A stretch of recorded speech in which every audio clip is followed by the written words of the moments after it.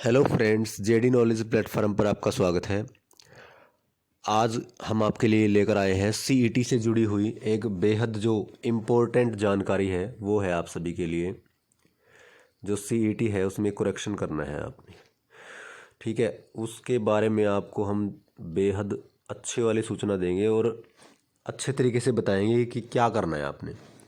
अगर ऐसी ही वीडियोज़ आप पाना चाहते हैं तो जेडी नॉलेज प्लेटफॉर्म को ज़रूर से ज़रूर सब्सक्राइब करें, क्योंकि इस चैनल पर आपको सभी ताज़ा जानकारी मिलेंगी, चाहे वो जॉब से जुड़ी हो, चाहे हरियाणा की किसी स्कीम से जुड़ी हो, चाहे वो आपके इर्द गिर्द जो आपकी अच्छी वाली जानकारी है जो आपके लिए बेहद इम्पोर्टेंट हो सकती है, चाहे वो फैमिली आईडी से जुड़ी हो, चाहे वो राशन कार्ड से जुड़ी हो, ठीक है, चाहे वो किसी भी आपकी समस्या से जुड़ी हो। तो यहाँ पर सभी प्रकार की वीडियोज़ आपको मिलेंगी। तो ऐसे ही वीडियोज़ पाने के लिए आप जेडी नॉलेज प्लेटफॉर्म को ज़रूर से ज़रूर सब्सक्राइब करें। तो आइए शुरू करते हैं अपनी जो आज की वीडियो है। उसके अंदर क्या कहा गया है, जो नोटिस आया है हमारे पास।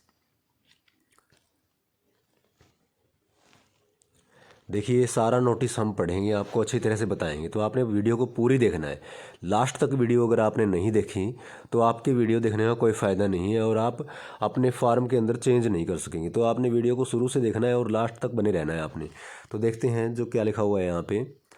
सामाजिक आर्थिक मानदंड के तहत आयु श्रेणी एवं अंकों के संबंध में दावों के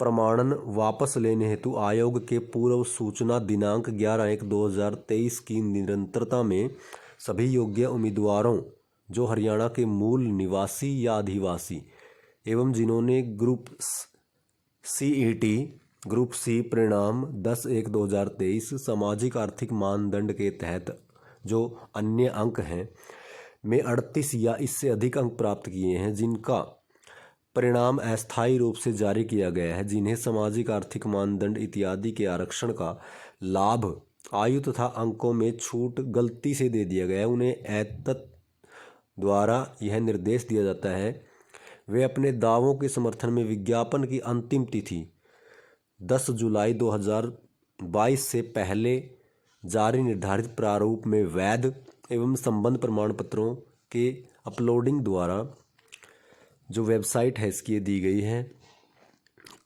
अपने दावों का अनिवार्य प्रमाण करें व वापस लें। या तो जो आपने दावा किया है, कोई भी अगर आपने दावा किया है या आपने अपना EWS में किया है या आपने कुछ और किया है अपनी फैमिली आईडी में, तो वो आपका कब से कब तक का होना चाहिए, वो आपका 10 जुलाई 2022 से पहले का होना चाहिए। यानी कि इन्होंने क्या बोला है कि 10 जुलाई से अगर 2022 से अगर आपने पहले का डॉक्यूमेंट बनवाया हुआ है तो वो चलेगा, बाद का नहीं चलेगा, पहले वाला चलेगा। इससे पहले वाला ये 10 जुलाई को हुआ है, ठीक है। आपने इस बात का पूरा ध्यान रखना है।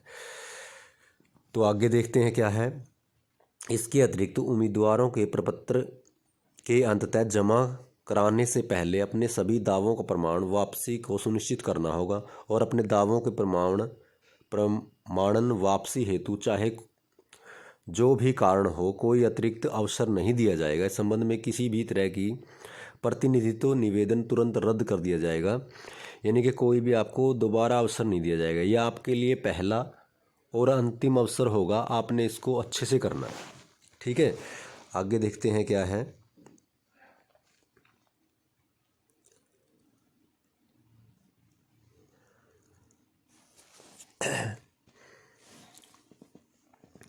दावों के प्रमाणन वापसी हेतु उपरोक्त वेब लिंक 2/2/2 से लेकर 16/2/2023 11:59 तक सक्रिय रहेगा। यद्यपि उम्मीदवारों को अपने हित में अंतिम समय के रश से बचने के लिए सलाह दी जाती है कि वे अंतिम तिथि का इंतजार न करें और जितनी जल्दी हो सके अपने दावों का प्रमाण वापसी कर लें। यानी कि इसकी जो डेट रखी गई है वो 2 से लेकर 16 तक रखी हुई है, यानी कि 16 तक आप बदलाव कर सकते हैं। एक बात मैं आपसे ये भी कहूँगा कि आपने जल्दबाजी बिल्कुल भी नहीं करनी है। अगर सोचते हैं कि लास्ट डेट के चक्कर में हम पहले ही कर देते हैं तो ये भी नहीं सोचना है। अपने पूरा का पूरा आप निचोड़ निकालना है। आपने भी क्या कहा गया है हर एक बात के अंदर, क्या अपलोड करना है आपने उसके अंदर, ठीक है। तो यानी कि कोई भी इसके अपलोड करने के बाद आपके पास कोई भी अवसर नहीं है कि आप उसके में अंदर चेंज कर सकते हैं, ठीक है। तो आगे देखते हैं। इसके अतिरिक्त उम्मीदवारों को यह सलाह दी जाती है कि निर्मन दृष्टि अनुसार संबंध अनुदेशों को ध्यानपूर्वक पढ़ लें। उम्मीदवारों से भरा गया प्रपत्र अनिवार्य डाउनलोड करना होगा और समुचित स्थान पर हस्ताक्षर चिपकाने के साथ पश्चात इसे अपलोड करना होगा। एक बार जमा कराया गया विवरण इसके पश्चात संशोधित नहीं किया जा सकता। तो उम्मीदवारों को सलाह दी जाती है कि हस्ताक्षर करने से पहले इसे अपलोड करने से पहले ध्यानपूर्वक पढ़ लें। फॉर्म अपलोडिंग जो उम्मीदवार द्वारा स्वयं हस्ताक्षरित नहीं होगा, ऐसी स्थिति में उम्मीदवार की जो उम्मीदवारी है वो क्या कर दी जाएगी, रद्द कर दी जाएगी और खुद उसके लिए उत्तरदायी होगा, क्योंकि जो फार्म है वो आपने खुद साइन करने हैं। कई बार हम क्या करते हैं, किसी दूसरे के साइन अपने आप कर देते हैं या कैफ़े वाले को बोल देते हैं कि आप ऐसे ऐसे अपलोड कर दो, साइन कर दो इसके ऊपर। नहीं, खुद करना है। अगर आपके खुद साइन मैचेबल नहीं है तो आपके फार्म है जो वो रद्द कर दिया जाएगा और आपको 5 नंबर नहीं मिलेंगे। 5 नंबर के आपका पूरा फार्म ही रद्द कर दिया जाएगा। ठीक है, तो आपने आगे क्या करना है, देखिए आगे पढ़ते हैं इसके अंदर।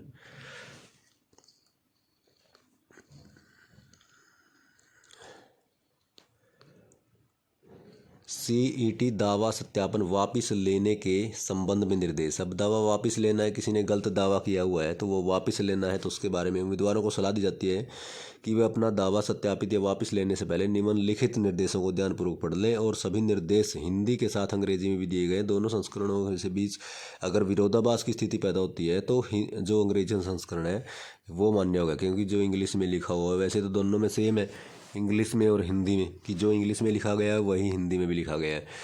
ठीक है, आपने इसमें कन्फ्यूज होने की ज़रूरत नहीं है। ये विभाग की तरफ से है कि मान्य तो अंग्रेज़ी वाला ही होगा, ऐसे कह रहा है। उसके बाद यहाँ पर देखते हैं,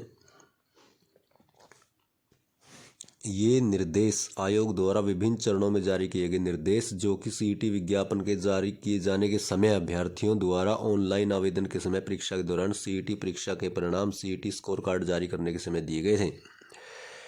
ये के वे क्रम में है, उन सभी निर्देशों के साथ पढ़े जाएंगे। यह प्रक्रिया आवेदन को इस संबंध में दस्तावेज साक्ष्य प्रस्तुत करके श्रेणी के संबंध में अपने दावों को सत्यापित करने का मौका और सामाजिक आर्थिक मानदंडों के संबंध में किसी भी गलत जानकारी को वापस लेने के लिए अपनाई जा रही है, ताकि आवेदन से पहले उल्लेखित गलत जानकारी के कारण उनकी उम्मीदवारी रद्द न हो। इसलिए सलाह दी जाती है कि जानकारी देते समय सिंह दस्तावेज अपलोड करते समय सावधानी बरतें, यानी कि पूरी सावधानी बरतनी है आपने। जो भी दावा आपने किया हुआ है या EWS का किया हुआ है या SC का या BC का, तो उसका सर्टिफिकेट आपने अपलोड करना है और वो दिखाना है आपने।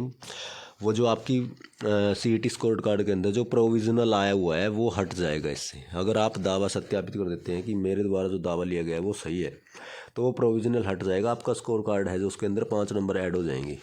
ठीक है, तो उसके आगे क्या कहा गया है, इस प्रपत्र के माध्यम से उम्मीदवार केवल अपने आवेदन पत्र में किए गए दावों को सत्यापित करके या वापस लेने में सक्षम होंगे।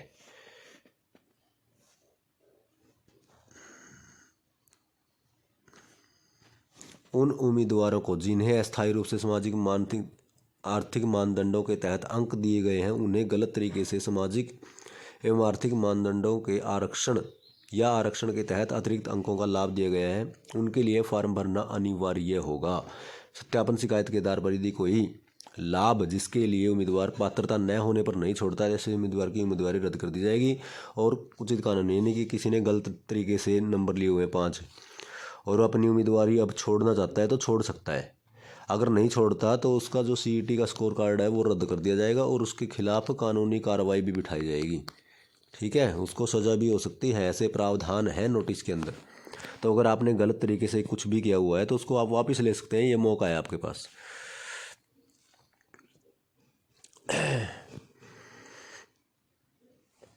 उसके बाद है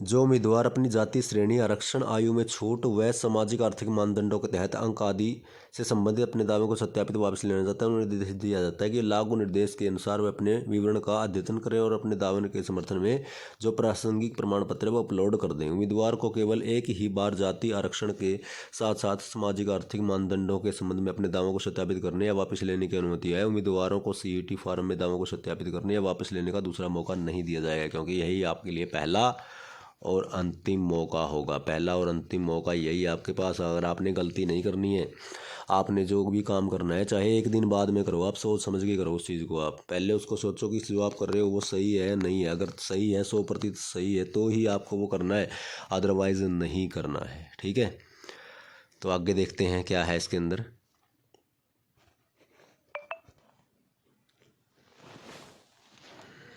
तो आगे देखते हैं, उम्मीदवारों को उनके हित में सलाह दी जाती है कि वे फार्म स्वयंवर और साइबर कैफ़े का उपयोग ना करें। किसी परिस्थिति में इस फार्म में गलत विवरण भरने के संबंध में जो भी दावा या अभ्यावेदन पर आयोग द्वारा विचार नहीं किया जाएगा, क्योंकि ये फार्म आपने स्वयं भरना है। कोशिश करनी है कि फार्म आपको स्वयं भरना है, क्योंकि आप स्वयं से चेक कर सकते हैं। ठीक है, तो आपने अपने आप ही भरना है, इसको चेक करना है। उसके बाद देखिए, दावा सत्यापन वापसी की यह प्रक्रिया केवल उन उम्मीदवारों के लिए उपलब्ध है जिनके सीईटी के लिखित में 38 अंक हैं, 38 या इससे अधिक है। यानी कि कोई भी दावा कर सकता है। जो वो कौन कर सकता है, इसके अंदर 38 अंक जरूर होने चाहिए भाई, उसके 38 से ज़्यादा होने चाहिए या 38 होने चाहिए, क्योंकि जो क्वालिफाई के योग्य है ना वही इस दावे को ले सकता है या छोड़ सकता है, बाकी कोई नहीं कर सकता इसके अंदर। इसके बाद है, सभी उम्मीदवार जिन्होंने सीईटी के लिए आवेदन करते समय आरक्षण, आयु में छूट, सामाजिक व आर्थिक मानदंडों के तहत अंकों सहित किसी का भी लाभ या दावा किया है, जिनके सीईटी लिखित परीक्षा में 38 या इससे अधिक अंक है, वह अपने दावा सत्यापित करना या छोड़ना चाहता है और अपना विवरण भरना उसे अनिवार्य होगा। अपने दावे के समर्थन में प्रासंगिक प्रमाण पत्र अपलोड करना होगा। प्रमाण पत्र व दस्तावेजों को अपलोड करने से पहले उम्मीदवारों को यह सुनिश्चित करना होगा कि ऐसे प्रमाण पत्र विज्ञापन संख्या सीईटी 1/2022 में दिए गए प्रारूप के अनुसार, जो कट ऑफ मानी गई है 10 जुलाई 2022 से पहले जारी किए गए कट ऑफ, यानी 10 जुलाई 2022 को मान्य है। यानी कि या तो 10 जुलाई 2022 का होना चाहिए भाई, ठीक है, या उससे पहले का होना चाहिए, या उससे पहले का। यही दो चीज़ें मान्य हैं, बाद का कोई भी मान्य नहीं होगा। उसके बाद आगे क्या है, आयु में छूट, आरक्षण, सामाजिक व आर्थिक मानदंडों के तहत अंकों के संबंध में कोई भी दावा प्रशासनिक निर्देश जो सीईटी नीति दिनांकित 5 मई 2022 अधिसूचना दिनांक 30/6/2022 तक संशोधित इत्यादि जो कट ऑफ बनाई गई है पर लागू थे के अनुसार तय किया जाएगा। किसी भी लाभ का दावा करने से पहले उम्मीदवारों को यह सुनिश्चित करना होगा कि विज्ञापन पर लागू निर्देशों के तहत उस लाभ के लिए पात्र हैं। सीईटी नीति विज्ञापन है जो आपकी संलग्न की जाती है, इस आयोग की वेबसाइट पर डाउनलोड किया जा सकता है। उससे आगे क्या है, गलत व झूठी या भ्रामक जानकारी देने के आधार पर आयु व सामाजिक या आर्थिक मानदंड आदि में छूट सहित किसी भी लाभ का दावा करने वाले पर आयोग ने किसी भी चरण में व नियुक्ति के बाद उम्मीदवारों की जो उम्मीदवारी और सुनवाई का अवसर बिना अवसर दिए रद्द की जाएगी और उम्मीदवारों के खिलाफ उचित कार्रवाई, यानी कि कार्रवाई बिठाई जाएगी भी उनके खिलाफ जो गलत दावा पेश करेंगे। उसके बाद है, अंतिम रूप से यह फार्म जमा करने से पहले उम्मीदवार फार्म डाउनलोड कर सुनिश्चित करें कि यह फार्म में भरी गई जानकारी सही है और प्रशासनिक वैध प्रमाण पत्र अपलोड किए, यानी कि जो जानकारी आपने भरी है उसके साथ आपको सर्टिफिकेट भी लगाना है, प्रमाण पत्र कोई भी है, ठीक है, जो आपके पास अवेलेबल है वो 10 जुलाई से पहले का होना चाहिए। उम्मीदवार गलत विवरण में सुधार, गलत या वितरण के सुधार, आवश्यक निर्धारित दस्तावेजों को अपलोड करने के लिए पूरी तरह से स्वयं जिम्मेदार होंगे। अंतिम रूप से फार्म जमा करने से पहले उम्मीदवारों को अनिवार्य रूप से भरे गए फार्म द्वारा जो स्वयं हस्ताक्षरित प्रति है वो अपलोड करनी है। यदि सत्यापन पर उम्मीदवारों के हस्ताक्षर जाली पाए जाते हैं तो उम्मीदवारी रद्द करने के साथ उचित कानूनी यानी कि जो पूरा का फार्म भर दोगे आप तो उसके बाद एक प्रिंट निकलेगा, उस प्रिंट में सारी जानकारी दी होगी भाई आपको ये अपलोड किया है आपने और इसके लिए आप खुद जिम्मेदार हैं तो वो अपलोड करना है अपने साइट पे। उसके बाद वो चेक करके तभी अपलोड करना है, अच्छे से चेक करके, ठीक है।